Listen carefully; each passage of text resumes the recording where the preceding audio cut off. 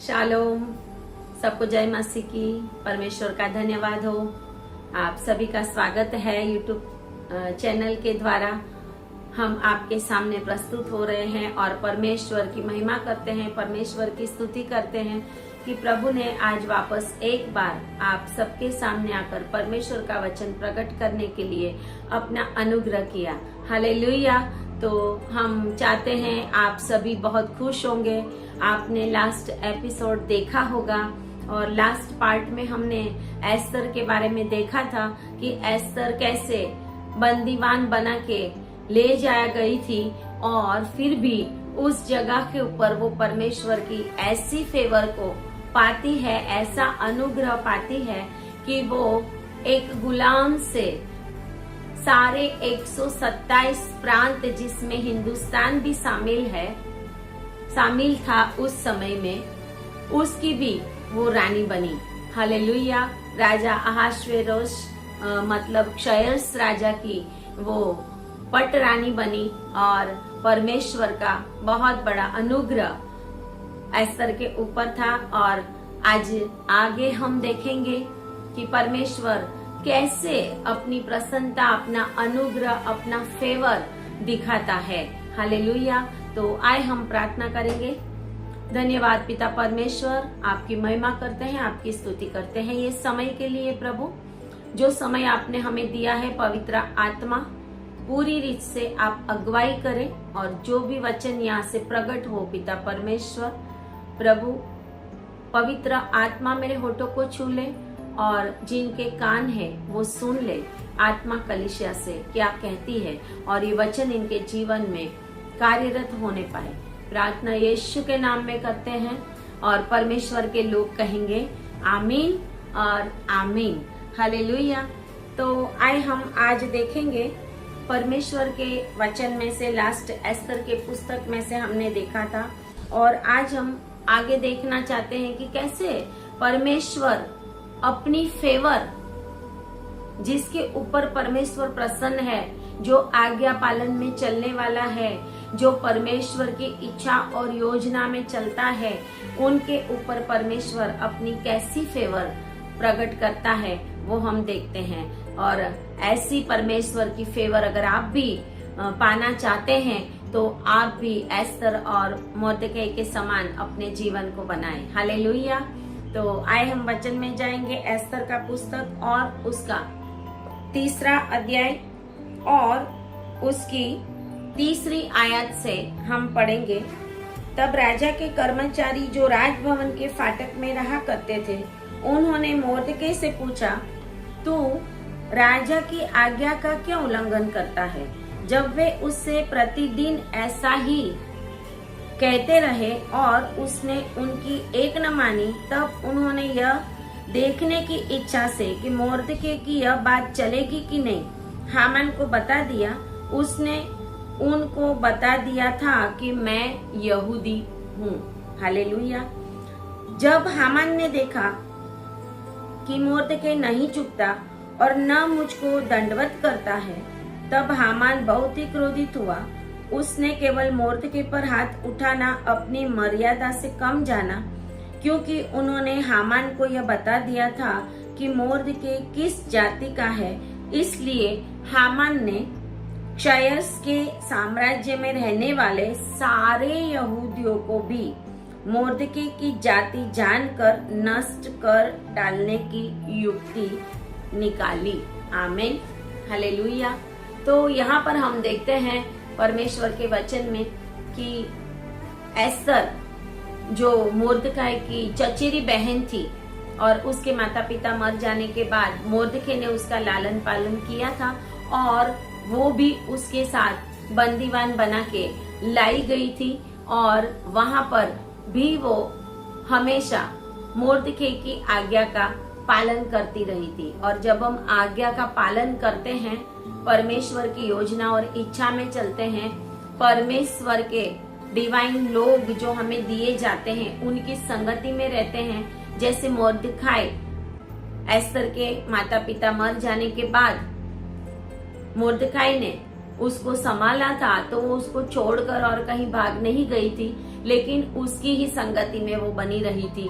और ऐसे ही जब हम परमेश्वर के डिवाइन लोग हमारे जीवन में दिए जाते हैं, उनकी संगति में रहते हैं और परमेश्वर की इच्छा और योजना पे चलते हैं और परमेश्वर की आज्ञाओं का पालन करते हैं, तो परमेश्वर हमारे जीवन में बड़े से बड़ा कार्य करता है और परमेश्वर की फेवर हमारे ऊपर आती है। तो यहाँ पर हम देखते हैं कि वो मोर्दके जो एस्तर का चचेरा भाई था, मोर्दके राजा के जो महल था उसके फाटक के पास बैठा करता था और मोर्दखाई ये परमेश्वर की एक बहुत बड़ी फेवर में चल रहा था। एस्तर भी परमेश्वर की बहुत बड़ी फेवर में चल रही थी। और वचन ऐसा कहता है कि हमदाता के पुत्र हामान को जब अहाश्वेरोस राजा ने उच्च पद दिया, राज्य में उच्च पद दिया उसको, उसका सिंहासन बड़ा बनाया और जब वो फाटक में से आया जाया करता था, कौन था वो? अगागी हमदाता के पुत्र हामान, 3 अध्याय और उसकी पहली आयत में लिखा हुआ। तो मोर्दके उसको दंडवत नहीं करता था, ना ही उसके आगे झुकता था। इसके लिए सारे कर्मचारी और जो भी राजा के महल में काम करने वाले थे वो उसको देखते थे। हालेलुया। दुनिया हमें देखती है कि हम क्या करते हैं परमेश्वर के लिए, और दुनिया हमें ये देखती है कि हम किस बात के ऊपर परमेश्वर के साथ बने रह के अपने जीवन को आगे ले जाते हैं। तो यहाँ पर भी लोग देखते थे कि ये क्यों नहीं झुकता, सारे झुकते हैं लेकिन ये क्यों दंडवत नहीं करता। और हामान जो बड़ा सेनापति बनाया गया था, उसके आगे जब वो नहीं झुकता था तो सबने उसको पूछा किया और उसने बताया कि मैं एक यहूदी हूँ। हालेलुया, मैं एक यहूदी हूँ। और जब ये लोगों ने हामान तक ये बात पहुंचाई, हामान को पता चला कि ये मुझे नहीं झुकता है और ये एक यहूदी है, तो उसने अकेले मोर्दखाई को मारने की नहीं, लेकिन उसने पूरी उसकी जाति को मार देने की युक्ति बनाई। हालेलुया। जब हम परमेश्वर की योजना में चलते हैं, जब हम परमेश्वर के संग चलते हैं, जब हम परमेश्वर की उपस्थिति में रहते हैं, तो शैतान भी हमें देखता रहता है और शैतान भी हमें परेशान करने की बहुत सारी कोशिश करता है। शैतान भी हमें मार डालने की भी कोशिश करता है और हमारे ऊपर ऐसी बातें आ जाती है कि कभी हमें लगता है कि क्या परमेश्वर ने हमें छोड़ दिया, लेकिन परमेश्वर ने हमें छोड़ा नहीं होता। परमेश्वर ये देख रहा होता है कि कठिन परिस्थिति में हम क्या करते हैं। हालेलुया। तो यहाँ पर हामान ने जो योजनाएं बनाई, तो वचन कहता है कि हामान ने मोर्दके को मारने के बदले में सारी यहूदी जाति को मारने की क्यों उसके मन में इच्छा हो गई, क्यों उसने ऐसी योजना बनाई कि अकेले मोर्दके को नहीं, अकेले मोर्दके को नहीं लेकिन पूरी यहूदी जाति को। क्योंकि जब उसने जाना कि मोर्दके किस जाति का है, तो उसने सारी जाति को नष्ट करने की योजना बनाई। हालेलुया। जब आप परमेश्वर की उपस्थिति में चलोगे तो आपका जो कुछ भी है वो शैतान नष्ट करने की कोशिश करेगा, अय्यूब के समान। हालेलुया। लेकिन फिर भी हमें परमेश्वर की उपस्थिति में बने रहना है। और यहाँ पे एक बहुत बड़ा रीजन वचन में हम देखते हैं कि अगागी हमदाता के पुत्र हामान, तो वो अगागी हमदाता का पुत्र हामान क्यों योजना बनाता है, क्यों योजना बनाता है? तो हम देखते हैं कि निर्गमन उसका 70 अध्याय और उसकी 14 और 15 आयत में, निर्गमन 17, एक्सोडस 17, 14 और 15 में लिखा हुआ है कि जब अमालेकियों के सामने युद्ध हो रहा था, अमालेकियों के सामने युद्ध हो रहा था, तो मूसा ने यहोशू को लड़ाई लड़ने को कहा था और मूसा के हाथ हारून और हूर ने पकड़ के रखे थे और इजरायली जीतते जाते थे। हालेलुया। वो भी अमालेकी थे। और जो ये हामान था, ये अगागी हमदाता के पुत्र। अगागी मतलब अगाग जो अमालेकी राजा था। अगाग कौन था? अमालेकी राजा था और ये अमालेकी राजा का वंशज था हामान। हालेलुया। और अमालेकी और इजराइलियों का हमेशा युद्ध होता रहता था। और ये जो अगाग राजा का वंशज था हामान, तब उसके मन में ये आया कि ये यहूदी है तो फिर तो मैं सारी प्रजा का नाश करूंगा। क्यों? क्योंकि यहूदी और इजरायलियों के बीच में पहले से बैर था। और यहोशू ने जब मूसा के हाथ ऊपर खड़े करके रखे थे हारून और हूर ने, और यहोशू ने युद्ध जीता, और 14 और 15 आयत में लिखा है कि परमेश्वर ने कहा था मूसा को कि इस बात को तो पुस्तक में लिख ले कि यहोशू को सुना दे कि मैं आकाश के नीचे से अमालेक का स्मरण भी पूरी रीति से मिटा दूंगा। और लिखा है कि मूसा ने एक वेदी बनाई जब वो जीते तभी अमालेकियों के सामने, और उसका नाम यहोवा निस्सी रखा था। हालेलुया। उसका नाम यहोवा निस्सी रखा था। और ये अमालेकी, ये अगाग राजा के वंश में आने वाला ये हामान था। और इसके लिए उसको यहूदियों के ऊपर बहुत क्रोध था, बहुत जलन थी अंदर से। शत्रु की जलन, शत्रु का क्रोध आपको नष्ट करने की कोशिश करेगा। जब आप परमेश्वर में हैं, जब आप परमेश्वर की उपस्थिति में रहते हैं तो शैतान आपको मार डालने की कोशिश करेगा। लेकिन अगर आपके पास परमेश्वर की फेवर है, हालेलुया, अगर आपके पास परमेश्वर की फेवर है तो शैतान आपका कुछ भी नहीं बिगाड़ सकेगा, कुछ भी नहीं बिगाड़ सकेगा। हालेलुया।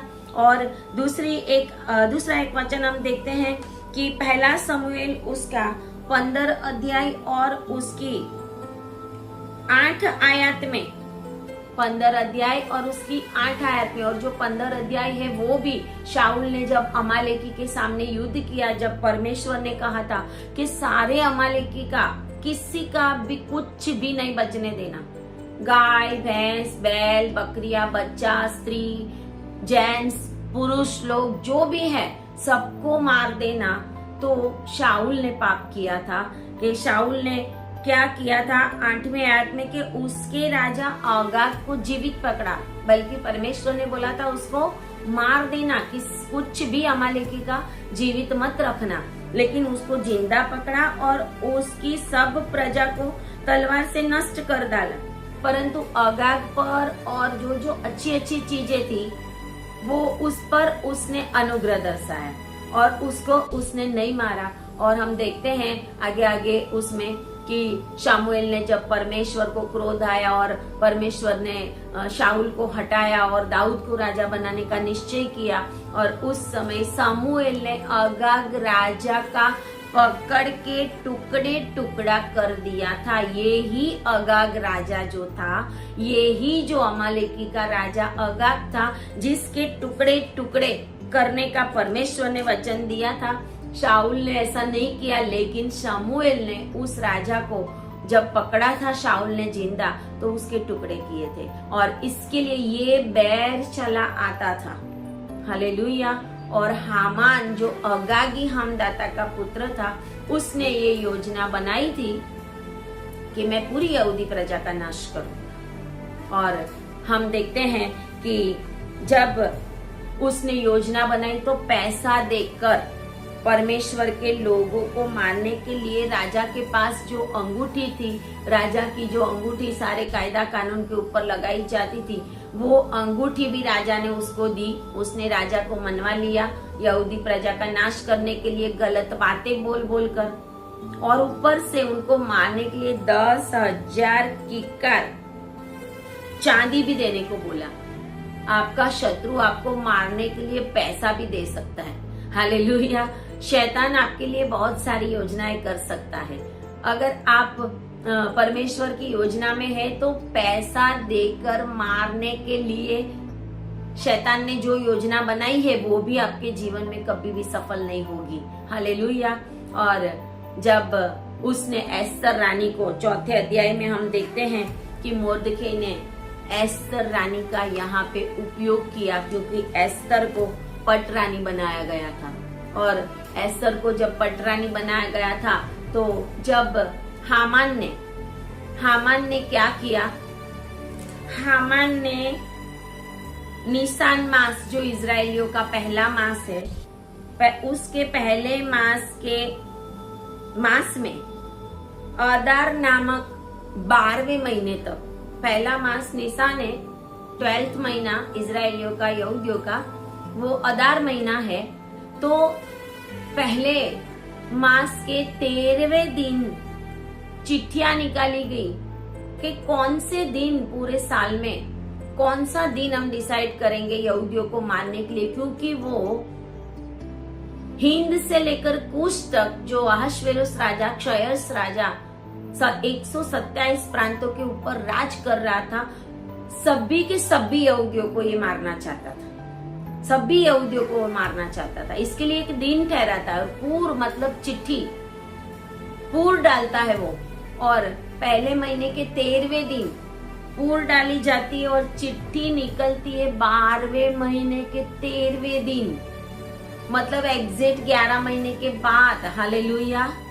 एग्जैक्ट देखो, शत्रु योजना तो करता है लेकिन परमेश्वर इसमें भी गैप कर देता है, परमेश्वर इसमें भी विलंब कर देता है। अगर चिट्ठी निकलती दूसरे दिन की तो दूसरे दिन ही वो लोग यहूदी लोगों को मार देते, लेकिन उसने क्या किया, 12 महीना के एक एक दिन की चिट्ठी निकाली, एक एक दिन की, कि चलो चिट्ठी उठाकर फिर देखते हैं। देखो कितनी चिट्ठियां डाली होगी उन्होंने, 12 महीने की चिट्ठियां डाली थी, एक एक दिन की। वचन में लिखा हुआ है, अभी मैं सब कुछ पढ़ के आपको नहीं बता सकती, लेकिन आप अपने घर पे बैठकर वो पढ़ सकते हैं कि शत्रु कितनी बारीक योजना करता है हमें मारने के लिए, हमें परेशान करने के लिए, हमें बीमारियों में डालने के लिए, हमारे ऊपर अत्याचार करने के लिए, कितनी गुप्त रीति से प्लान बनाता है। लेकिन परमेश्वर का वचन यिर्मयाह 29 और 11 में कहता है कि परमेश्वर ने हमारे लिए जो कल्पनाएं की है वो हमारी हानि के लिए नहीं है।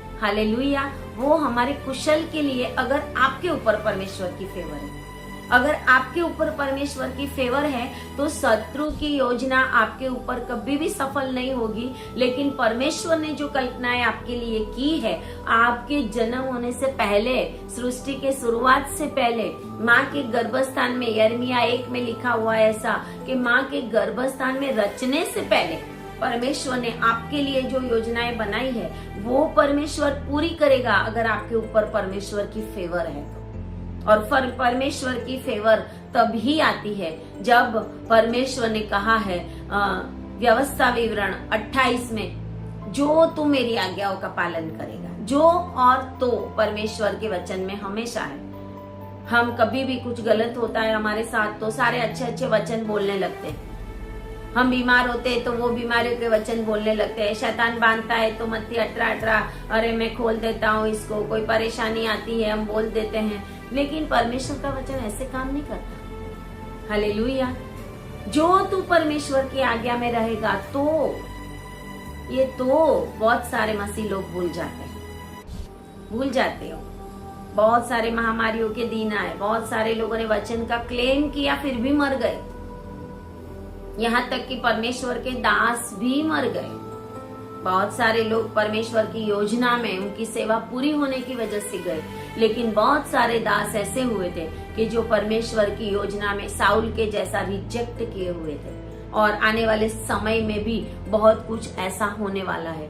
लेकिन जब हम परमेश्वर की फेवर में होंगे तो चांदीपुर क्या कोई भी वायरस आपको टच नहीं कर सकता, आपके घराने को टच नहीं कर सकता, क्योंकि परमेश्वर का वचन कहता है यहोशू 24 और 15 में कि मैं और मेरा घराना परमेश्वर की सेवा करेंगे। क्या आप और आपका घराना परमेश्वर की सेवा करते हैं, परमेश्वर को वफादार रहते हैं, परमेश्वर के वचन में रहते हैं? जैसे एस्तर मोर्दके के साथ बनी रही थी, उसकी संगति में मोर्दकै ने उसको परमेश्वर के वचनों को सिखाया होगा, परमेश्वर की आज्ञाओं को सिखाया होगा और उसने उसकी आज्ञा को मानकर महल में रानी बनने के लिए वो सारी वो कुंवारी लड़कियों के साथ गई थी वो, और सबके ऊपर नहीं लेकिन उसके ऊपर परमेश्वर की फेवर आई, उसके ऊपर हेगे खोजा की भी फेवर आई, लोगों की भी फेवर आई, लोगों भी प्रसन्न हुए उनके ऊपर। और बाद में जब राजा के पास जाती है तो राजा भी प्रसन्न होता है। और जब आपके जीवन के ऊपर परमेश्वर की फेवर है तो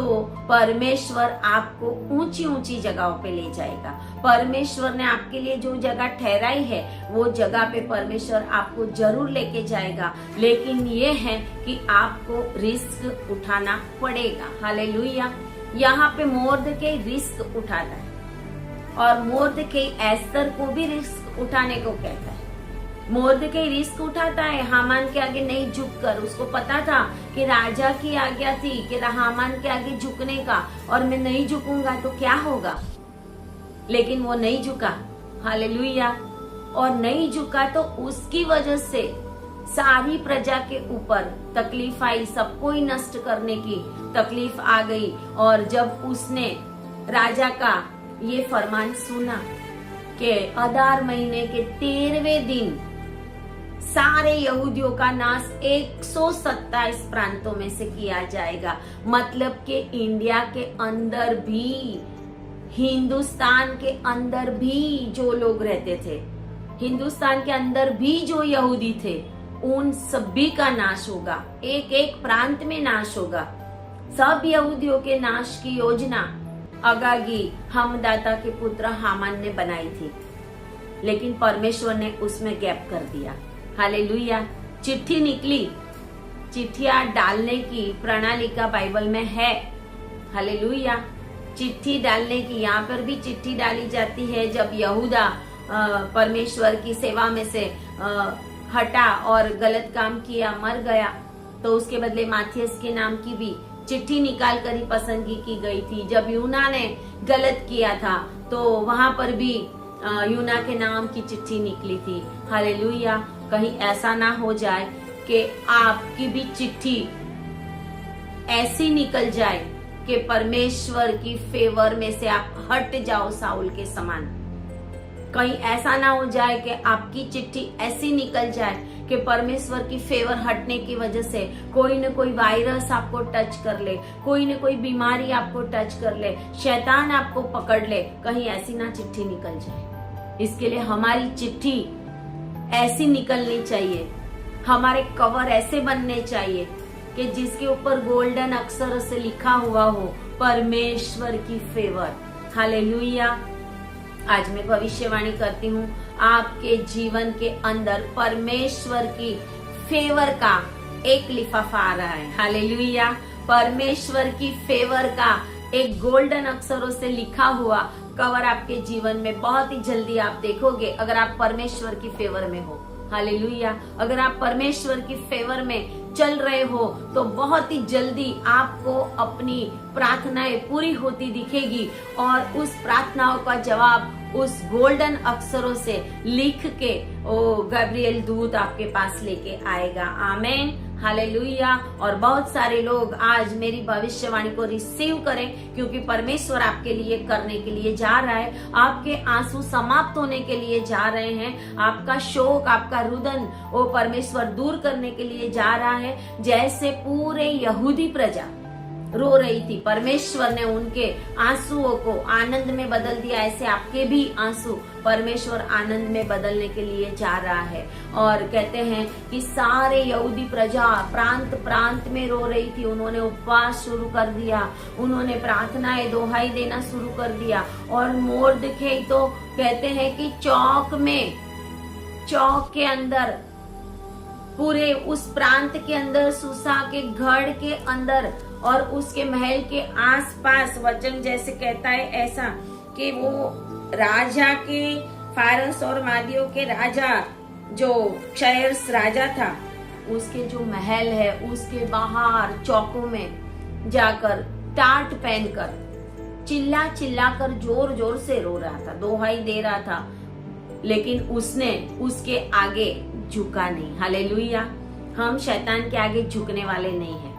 हम शैतान के आगे अपने आप को झुकाने वाले नहीं है। हमें रिस्क लेना है। उसने एस्तर को महल में कहलावा भेजा कि तुझे क्या पता इसी दिन के लिए परमेश्वर ने रानी बनाया है। और परमेश्वर हमारे जीवन में आने वाले दिनों के अंदर शैतान हमारे जीवन में क्या योजना करने वाला है परमेश्वर जानता है। इसके लिए अगर आप परमेश्वर की फेवर में हो तो परमेश्वर शैतान की वो योजनाओं को उल्टा कर देगा और उल्टा करके परमेश्वर वो योजनाओं को उसी के ऊपर वापस डाल देगा। हालेलुया, आमीन। परमेश्वर आपके ऊपर किया हुआ सब कुछ आपके शत्रु के ऊपर डाल देगा। परमेश्वर आपके लिए बोला हुआ हर एक श्रापित वर्ड आपके शत्रु के ऊपर डाल देगा, क्योंकि आपके ऊपर परमेश्वर की फेवर है। हालेलुया। और उसने रिस्क लेने के लिए एस्तर को भी बोला कि तू जा और राजा के सामने गिड़गिड़ा। और एस्तर ने कहा कि मैं तो 30 दिनों से राजा के पास बुलाई नहीं गई, और अगर बिना बुलाए राजा के पास जाए तो उसको दंड मिलता है, मृत्यु दंड। लेकिन उसने बोला कि 3 दिन उपवास करो, मेरे लिए उपवास करो 3 दिन। और तीसरे दिन वो राजा के पास जाने के लिए तैयार हुई। तीसरे दिन यीशु मसीह जी उठा था। हालेलुया। तीसरा दिन हमारा वो पुनरुत्थान का दिन है। हमारे जीवन में तीसरा दिन आने वाला है। हालेलुया। आपके जीवन में परमेश्वर एक थर्ड डे को लाने वाला है, जिस दिन आपकी सारी मुर्दा चीजें जिंदा हो जाएगी यीशु मसीह के नाम में। और आपके ऊपर परमेश्वर की फेवर आ रही है यीशु के नाम में। और आपकी जिंदा सिचुएशन, वो मुर्दा सिचुएशन जिंदा होने के लिए जा रही है और परमेश्वर की फेवर आपके ऊपर आ रही है। हालेलुया। और एस्तर एक बात बोलती है जो मुझे बहुत अच्छी लगी कि एस्तर को पता था कि शायद मैं मर जाऊंगी, शायद राजा मुझे मृत्यु दंड दे दे। तो एस्तर कहती है कि अगर मैं नष्ट हो गई तो हो गई। चौथा अध्याय और चौथा अध्याय की 16 आयत में लिखा हुआ है कि मैं और मेरी दासियां भी उपवास करेंगे, और ऐसी ही दशा में, मतलब उपवास की ही दशा में, मैं नियम के विरुद्ध राजा के पास भीतर जाऊंगी। हालेलुया। और यदि नष्ट हो गई तो हो ही गई। हालेलुया। अगर यदि नष्ट हो गई तो हो गई, मतलब जैसे हम बोलते हैं जो होना है वो हो जाए। लेकिन अब मैं ये काम करूंगी, मैं मेरी प्रजा के लिए ये काम करूंगी। शायद मैं मर भी जाऊं, कोई गम नहीं है, लेकिन मेरे यहूदी प्रजा के लिए मैं रिस्क उठाऊंगी। अगर आप परमेश्वर के लिए रिस्क उठाने वाले लोग हैं और परमेश्वर की आज्ञा में चलते हैं तो परमेश्वर की फेवर आपके ऊपर है। और भीतर भी जाओगे, राजा के पास भी, बड़े बड़े अधिकारियों के पास भी, तो परमेश्वर की फेवर आपके ऊपर आएगी। और राजा ने उसके सामने जब वो गई तो अपना सोने का राजदंड उसके आगे किया। इसका मतलब कि उसको मारा नहीं जाएगा। यहाँ पर हम देखते हैं एस्तर के ऊपर परमेश्वर की फेवर थी और मोर्दके के ऊपर भी परमेश्वर की फेवर थी। हालेलुया। और राजा उसके सामने राजदंड सामने करता है और वो उस छड़ी को टच करती है और राजा पूछता है कि हे एस्तर रानी, मांग, तुझे क्या चाहिए। हालेलुया। अगर आपके ऊपर परमेश्वर की फेवर है तो परमेश्वर आपको भी आज रात पूछेगा, मांग, तुझे क्या चाहिए। परमेश्वर ने सुलेमान को भी पूछा था कि मांग, तुझे क्या चाहिए, क्योंकि परमेश्वर उससे प्रसन्न हुआ था। और यहाँ पर राजा एस्तर के ऊपर प्रसन्न होता है और कहता है, मांग, तुझे क्या चाहिए, आधे राज्य तक तुझे दिया जाएगा। और एस्तर रानी नहीं बताती कि मुझे क्या चाहिए। हमें कभी कभी समय समय पे परमेश्वर के पवित्र आत्मा की आवाज को सुनकर चलना है। एस्तर को पता था अभी ये समय नहीं है कि मैं राजा को कुछ बताऊं, इसके लिए वो कहती है कि आज एक भोज में आप आओ और हामान को लेके आओ। हालेलुया। और जब हामान को पता चला तो वो तो बहुत ही खुश हो जाता है। हालेलुया, कि हामान को लेकर आओ।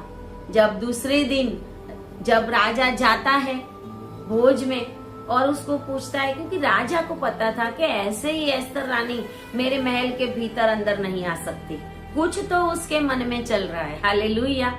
परमेश्वर भी जानता है कि ऐसे ही मेरा बेटा या मेरी बेटी 40 दिन उपवास में नहीं बैठते, ये तो पक्के मसीह लोग हैं, कुछ चाहिए तो ही वो 40 दिन उपवास में बैठेंगे। 40 दिन उपवास में तो उनकी 400 तो डिमांड होगी, परमेश्वर जानता है, लेकिन फिर भी परमेश्वर प्यार करता है। जब हम कुछ भी नहीं मांगते परमेश्वर के पास और फिर हम परमेश्वर के पास आते हैं, फिर हम परमेश्वर के आगे झुकते हैं, फिर हम प्रार्थनाएं करते हैं, फिर हम उपवास करते हैं, परमेश्वर कहता है जो नहीं भी मांगा वो भी तुझे दिया जाएगा। हालेलुया। तो यहाँ पे राजा बड़ा चालाक था, क्योंकि वो तो राजा था, उसको पता था कि ये क्यों आ रही मेरे पास और बताती नहीं। वापस उसको भोज में जाके पूछता है कि एस्तर रानी तुझे क्या चाहिए। एस्तर रानी बोलती है तभी भी कि एक और भोज में कल करने के लिए जा रही हूँ, उसमें आप हामान को लेके आइए। और उस समय हामान बहुत खुश हुआ। हालेलुया। देखो, परमेश्वर शत्रु को खुश कर करके मारता है। हालेलुया। परमेश्वर शत्रु को पहले खुश होने देता है। शत्रु को ऐसा लगता है कि ये जीत रहा है। शैतान को ऐसा लग रहा था, यीशु मसीह क्रूस के ऊपर जा रहा था, वो इज़राइल के यरूशलेम के रास्ते के ऊपर क्रूस को पकड़ के तो गिर जाता था, उठ जाता था। शैतान बहुत खुश हो रहा था कि बस अभी ये गया। हालेलुया। लेकिन इसको पता नहीं था कि तीसरे दिन वो उठने वाला है। हालेलुया। आज आपका तीसरा दिन भी आने वाला है। परमेश्वर के नाम में बोलिए आमीन और रिसीव करें। हालेलुया। और कहते हैं कि उसने बोला, हामान खुश हो गया। और जब राजा हामान को लेकर दूसरे दिन जाता है तो वापस राजा पूछता है उसको कि एस्तर रानी तुझे क्या चाहिए। हालेलुया। क्योंकि राजा के मन में वो ही चल रहा था कि एस्तर को कुछ तो चाहिए, नहीं तो ऐसे तो वो नहीं कर सकती। और तीसरी बार राजा ने बोला कि एस्तर रानी तुझे क्या चाहिए, आधे राज्य तक मैं तुझे दूंगा। और एस्तर रानी ने कहा कि मैं और मेरी प्रजा दोनों को नाश करने की योजना बनाई गई है और मैं और मेरी प्रजा नष्ट होने के लिए बेचे गए हैं, क्योंकि 10,000 किक्कार चांदी राज्य के भंडार में देने के लिए हामान ने राजा को बोला था। और फिर उसकी अंगूठी राजा ने दी थी और वो कायदा कानून बनाया था। और इसके लिए वो कहता है कि मैं और मेरे लोग नष्ट करने के लिए, और अगर मैं गुलाम होने के लिए बेची जाती तो बात अलग है, लेकिन हमें तो मार डालने की योजना हुई है। और राजा पूछता है कि कौन है वो। हालेलुया। राजा पूछता है कि कौन है वो। और वचन ऐसा कहता है, जब राजा उस रात भोज में गया था और उसने रानी ने जब बताया, उसके पहले की रात को राजा को नींद नहीं आई थी। हालेलुया। परमेश्वर आपके शत्रु की नींद भी हराम कर देगा। आपके विरोध में होने वाले काम जो कोई करने वाला होगा वो सोएगा नहीं, बल्कि परमेश्वर उसके मन में ऐसा कुछ डालेगा कि परमेश्वर की फेवर आपको प्राप्त हो जाए। हालेलुया। और राजा जब अगले दिन नींद नहीं आई राजा को, जब रानी ने बोला कि हामान को लेके आना, राजा को नींद नहीं आई और राजा इतिहास का पुस्तक लाने को बोलता है। और हम देखते हैं कि मोर्देकै ने राजा के विरोध में बिगथान और तेरेश नाम के दो जो कर्मचारी ने राजा को मारने का प्लान बनाया था, वो उसने एस्तर रानी को बता दिया था। और राजा को वो याद आया उस रात और राजा कहता है कि किसने ये बचाने की योजना, ये बिक्तान और टेरेस से जो प्लान बनाया था उसको क्या इनाम दिया गया, उसके लिए क्या किया गया जिसने राजा का जीवन बचाया। और बोला गया कि उसको कुछ भी नहीं दिया गया। राजा ने जब हामान से बात की थी, हालेलुया, हामान से बात की राजा ने दूसरे दिन कि जिसने राजा का जान बचाया हो उसको क्या किया जाए। और हामान को तो पता ही नहीं था, हामान को ऐसा कि मेरे लिए जिसके ऊपर राजा खुश हो उसके लिए क्या किया जाए। हामान को तो ऐसा था कि तो मेरे लिए बोल रहे हैं, वो तो बहुत बड़ी बड़ी बातें कर रहा है। और वो तो कहता है, हामान कहता है 6 अध्याय में कि जिस मनुष्य की प्रतिष्ठा राजा करना चाहे उसके लिए राजकीय वस्त्र लाए जाए और जो राजा पहनता है, और एक घोड़ा भी जिस पर राजा सवार होता है, और उसके सिर पर भी जो राजकीय मुकुट वो लगाया जाए, और फिर वह वस्त्र और वह घोड़ा और राजा के किसी बड़े हाकिम को सौंप जाए, और जिसकी प्रतिष्ठा राजा करना चाहता हो उसको वह वस्त्र पहनाया जाए, और उस घोड़े पर सवार करके नगर के चौक में उसे फिराया जाए, और उसके आगे आगे यह प्रचार किया जाए कि जिसकी प्रतिष्ठा राजा करना चाहता है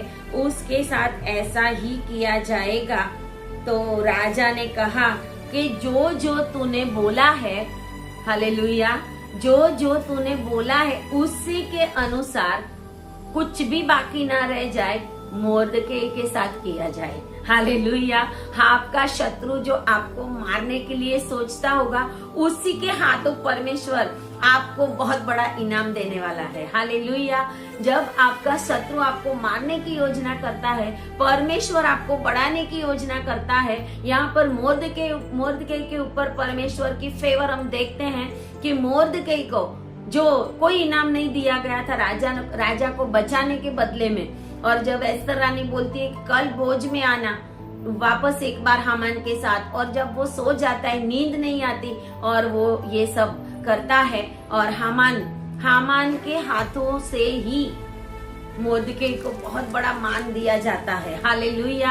आपका शत्रु परेशान हो जाएगा अगर आपके साथ लड़ने लगेगा तो, अगर आपके ऊपर परमेश्वर की फेवर है। आपका शत्रु बीमार हो जाएगा, टेंशन हो जाएगा, बीपी हो जाएगा, शैतान भी परेशान हो जाएगा। बहुत बार मैंने देखा है कि जब हम दुष्ट आत्माएं निकालते हैं, हम बहुत कुछ ऐसे काम करते हैं, तो दुष्ट आत्माएं कानों में रात को आकर रो रो के जाती है। उनको बहुत दुख लगता है कि हम ऐसे बड़े बड़े काम करते हैं। दुष्ट आत्माएं आकर ऐसा बोलती है, आप हमें फायर क्यों करते हो, आप हमारे लिए ऐसा क्यों करते हो। शैतान भी परेशान हो जाए, ऐसी योजना परमेश्वर आपके जीवन में करेगा, और बहुत ही जल्दी आपके जीवन में ये होगा अगर आपके ऊपर परमेश्वर की फेवर है तो। और हामान ने जो योजना बनाई थी, हालेलुया, हामान ने तो फांसी तैयार कराई थी, लेकिन हामान को तो वो मोर्दकै को इतना सारा इनाम देना पड़ा, इतना सारा मान देना पड़ा। और जब राजा के साथ जाता है वो रानी के पास, और रानी बताती है कि हमारे लोगों को नष्ट करने की योजना बनाई गई है, तो राजा पूछता है वो दुष्ट कौन है, और रानी बोलती है ये दुष्ट हामान ही है। हालेलुया। ये दुष्ट हामान ही है। और राजा को बहुत क्रोध आया, राजा को बहुत क्रोध आया, और कहते हैं कि एक फांसी का फंदा जो मोर्दकै के लिए बनाया गया था उसके ऊपर हामान को ही फांसी दी गई, हामान को ही फांसी दी गई। हामान का सब कुछ एस्तर के हाथ में दे दिया गया, लेकिन वचन कहता है कि एस्तर ने उसमें से कुछ भी लूटा नहीं, कुछ भी यहूदियों ने भी ऐसा किया नहीं। एस्तर ने परमेश्वर के आगे अपना जीवन सही रख के परमेश्वर के लोगों के लिए यहाँ पे रिस्क उठाया था। जब हम रिस्क उठाते हैं हम परमेश्वर की फेवर को प्राप्त करते हैं। जब हम रिस्क उठाते हैं परमेश्वर भी हमें पसंद करता है। जब हम रिस्क उठाते थे तो परमेश्वर, जब हम रिस्क उठाते हैं तो परमेश्वर हमें इनाम देता है। परमेश्वर हमें लोगों के सामने बहुत बड़ा इनाम देता है, लोगों के सामने हमें ऊंची जगह देता है। और परमेश्वर अपनी फेवर हमारे ऊपर है, वो सारी दुनिया को बताता है। हिंद से लेकर कूच तक 127 प्रांतों में जिस दिन अदार महीने के 12वें महीने के 13वें दिन की चिट्ठी निकली थी, वो दिन उनके लिए आनंद का दिन बन गया। और एस्तर ने राजा से मांगा कि जो जो लोगों ने हमारे विरोध में ये कार्य किया है उनके लिए हमें आज्ञा दी जाए कि हम उसको नष्ट करें। और एस्तर को, मोर्दखाई को राजा ने आज्ञा दी। और जिन्होंने, अकेले हामान ने नहीं, पूरी यहूदियों को 11 महीने के बाद मारेंगे ऐसा सोचने वाले जितने भी उनके विरोधी थे, उन सभी को यहूदियों ने नष्ट किया, यहूदियों ने मार दिया। और उसकी संख्या 75,000 थी। कितनी थी? 75,000। परमेश्वर का एक जन, परमेश्वर का एक दास, परमेश्वर का एक दासी अगर गलती से जेल में चला गया, गलत न्याय के द्वारा, अगर उसके ऊपर गलत इल्जाम लगाया गया, अगर उसको गलत रीति से मारा गया, तो एक के बदले में 75,000 मरेंगे, बाइबल बताता है। परमेश्वर अपने लोगों को इतना प्यार करता है कि परमेश्वर हमें पलटा लेने को ना बोलता है, लेकिन परमेश्वर पलटा लेने वाला परमेश्वर है। परमेश्वर बदला लेने वाला परमेश्वर है। और परमेश्वर आपको अपने पास, अपने महल में, अपने स्वर्गीय महल में रखने के लिए आपको फेवर दे, इस दुनिया में और उस दुनिया में भी। ऐसी मैं प्रार्थना करती हूँ। और आप देखें एस्तर और मोर्दकै के जीवन में परमेश्वर ने अपनी फेवर दिखाई और वो दिन यहूदियों के लिए आनंद का दिन बन गया। और उनके विरोधियों के लिए, जो उनके मारने वाले थे, उनके लिए रोने का, पीटने का, और हामान और उसके सारे पुत्रों का, पूरा घराने का नाश हो गया। परमेश्वर के लोगों के विरुद्ध में कोई भी योजना नहीं चलती। प्रभु कहता है लूका 10 और 19 में, मैंने तुम्हें सांप और बिच्छुओं को रोंदने का अधिकार दिया है। अधिकार हमें आत्मा में मिला हुआ है और वो अधिकार का हमें उपयोग करना है प्रार्थना और उपवास के द्वारा। नहीं कि हम किसी को मारने जाए, किसी के साथ लड़ने जाए। हमारा युद्ध रक्त और मांस के सामने नहीं है। हालेलुया। अंधकार की शक्तियों के सामने, प्रधानों, हाकिमों और अधिकारियों के सामने जो आत्मिक संसार में है, एफेसियों की पत्र में लिखा हुआ है। और परमेश्वर आपकी फेवर में होगा तो मिखाएल आपके पास आ जाएगा आपकी लड़ाई लड़ने के लिए। हालेलुया। और उस दिन को एस्तर ने बहुत बड़ा दिन ठहराया, पूरीम का त्योहार ठहराया। और आज भी यहूदी लोग ये पूरीम का त्योहार मनाते हैं, आज भी मनाते हैं पूरीम का त्योहार। और एस्तर रानी 127 प्रांतों की रानी बन गई परमेश्वर की फेवर से। हालेलुया। आओ आज परमेश्वर की उपस्थिति में हम परमेश्वर की फेवर को प्राप्त करें। आज आप घुटनों पर टेक कर प्रार्थना करें। अगर आप परमेश्वर से दूर हो गए, परमेश्वर की आज्ञाओं में नहीं चलते, तो परमेश्वर की फेवर प्राप्त करने के लिए प्रभु के पास आए और परमेश्वर आपको आशीष देगा।